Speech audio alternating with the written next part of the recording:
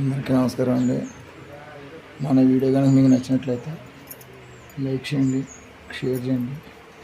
మీ అభిప్రాయాలు కామెంట్ రూపంలో తెలపండి. Please subscribe. జై హింద్. మీ అభిప్రాయం. అందరికీ నమస్కారం అండి. చేనేత వస్త్రాలను ధరిద్దాం, చేనేత కార్మికులను కాపాడదాం. మీ అభిప్రాయాలు కామెంట్ రూపంలో తెలపండి. లైక్ చేయండి, షేర్ చేయండి. మీ అభిప్రాయాలు కామెంట్ రూపంలో తెలపండి. Please subscribe. జై హింద్.